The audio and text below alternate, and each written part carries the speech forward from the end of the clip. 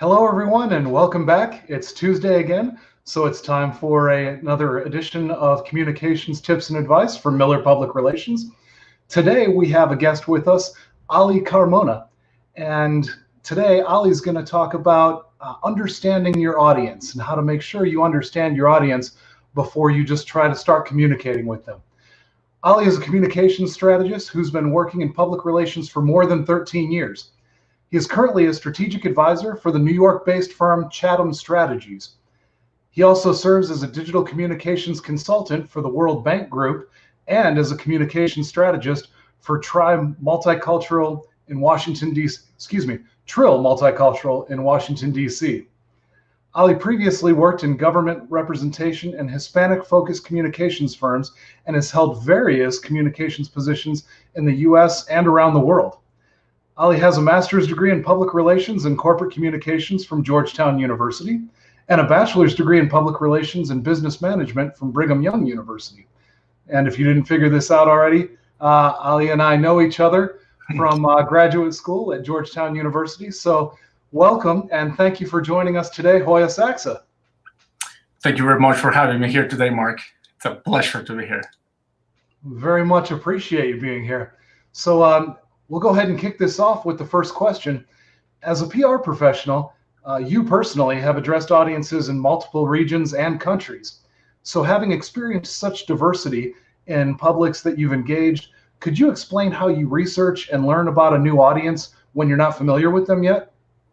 Absolutely. I think the first step is to not assume anything.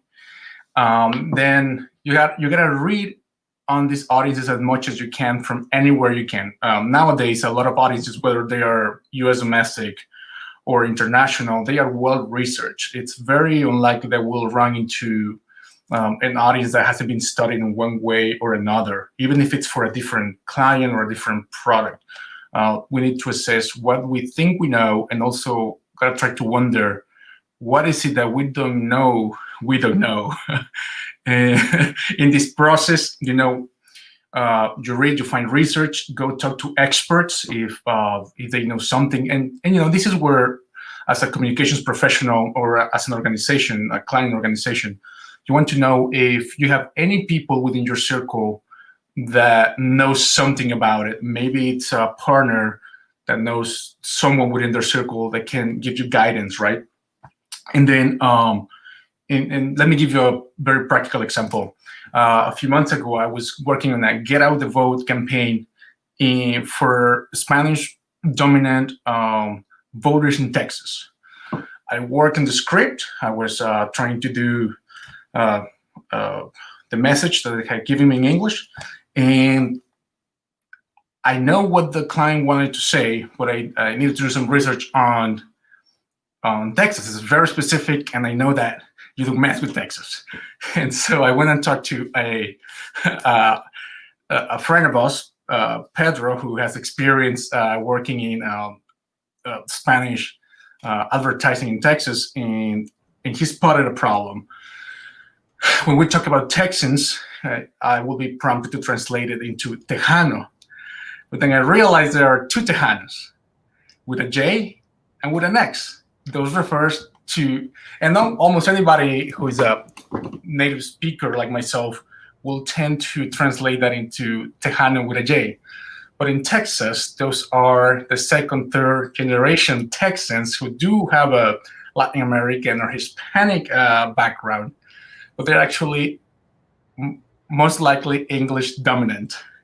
And then Texans with an X would be those of an immigrant background and Spanish dominant, right? If I hadn't checked with an expert or someone who I knew on the ground, I think it would have been very clear to the people receiving the message that I didn't know them, that I'm not even aware of the very basics, right? And I think once you do this, you need to find ways to test your message, test it to see that it is communicating the correct message. And so read, get information from wherever you can, go talk to experts, look at what the competition is doing, right? Look in social media, try to get a sense of who they are. And so, yeah, research, talk to experts, and test. That's a great example.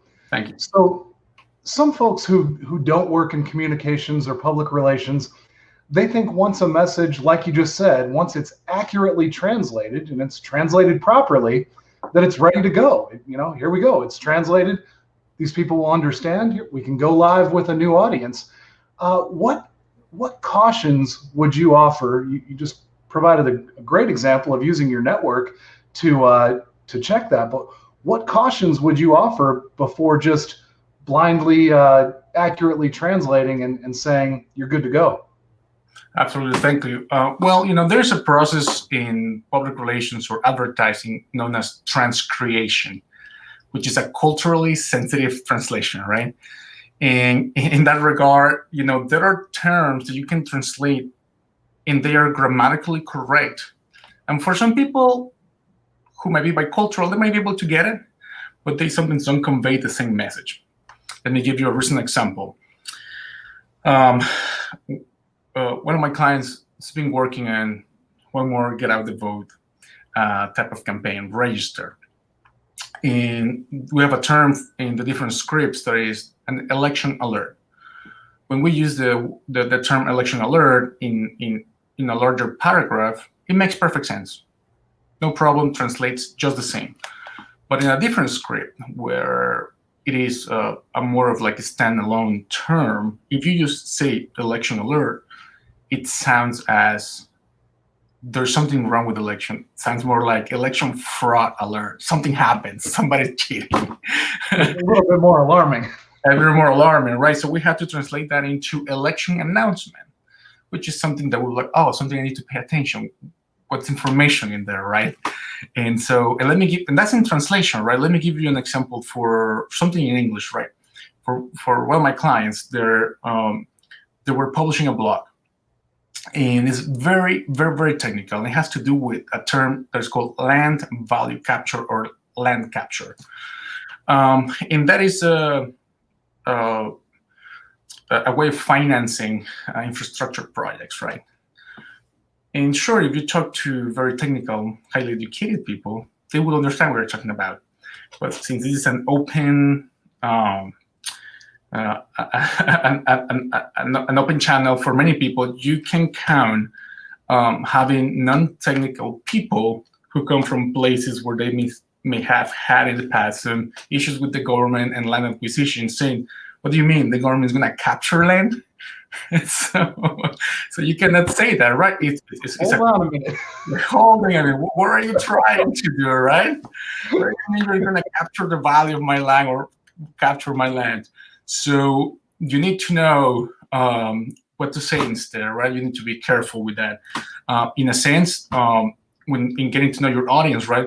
You're trying to say you are one of the value propositions for your product, for your company, is that you're a socially responsible company, but you're still trying to say that, but you wouldn't say it the same to a group of investors or to your end user, right? That's right. Two different stories, and I think you always we go back to our first point, right? Like, what do we know about? Like, have I consulted any experts? Is there any research done? What do the people care about? And so, those are two examples that we just have to be careful. Again, not making assumptions that everybody will understand by the same words. And it sounds like you're saying there, going beyond your own self-interest and asking what's the interest of the audience. Absolutely. And so this should never be underestimated, because this is where a lot of mistakes are made. I agree. So for the last question here, I'll just kind of open it up. What advice would you give to organizations that are trying to communicate on a more personal level with a new audience that they're not familiar with, or perhaps with a changing audience, one they were familiar with that's changed somehow? Right. This is a great time with technology to do this. One advice that I always give every client or every person who's new in the industry is watch the movie What Women Want with Mel Gibson. where he gets, I don't know if you remember this, where he gets electrocuted in the bathtub, and then he suddenly can hear what's in women's mind. But nowadays with technology, you have to be part of the conversation, and social media provides a lot of opportunity for this. You have to try to be part of who they want to talk, right? And what for? When you mentioned needs, you need to understand what is their basic need, right? A couple of days ago, I read an article that compared iPhone users to Toyota Camry drivers, and it basically said that both users, they just want something that works, that does the work, and they don't have to worry much about it. Then it went on to comparing that there are all these Android phones that have all these amazing specs, and they can do all of this, and how much better they are and cheaper, right? But I was thinking, well, you just missed the point and made the case for iPhone. Because yes, I just want something simple, right?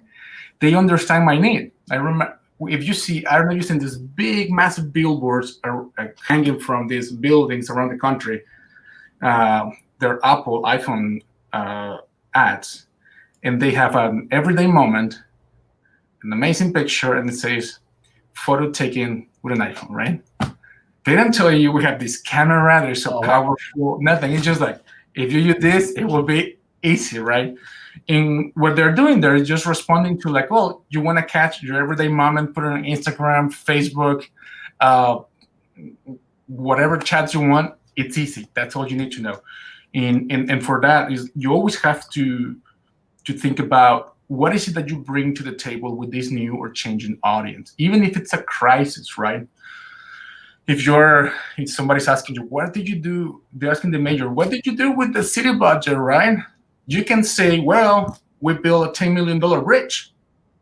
Sure. Or you can say, well, we made an investment that spent $4 million on locally hired workers and connects lower income families to better jobs and makes it easy for kids to go to school. It's still the same, but you need to know what is it that you need to put their needs and what they're looking for first. We oftentimes have the temptation of pushing why we think we are good, we're better, or why we should be communicated. And it goes back to the old project our own minds onto that of the audience. Yeah, and we need to understand them. Their needs come first. And nowadays, with social media, you have very powerful tools to go and dig this information and join the conversation. So, and I just want to highlight lastly that you're pointing out that it is joining a conversation, not running a conversation or a one-way just speaking at people, but rather to join the conversation. I think that's really important. Yeah, be part of what they're talking about, right? Even if in many cases, of course, a crisis is harder, but other than that, you can always be part of it. It will inform your services, your product, your everything, and you stand better chances at communicating and being successful with those people if you just become one of them. I think you hit it spot on.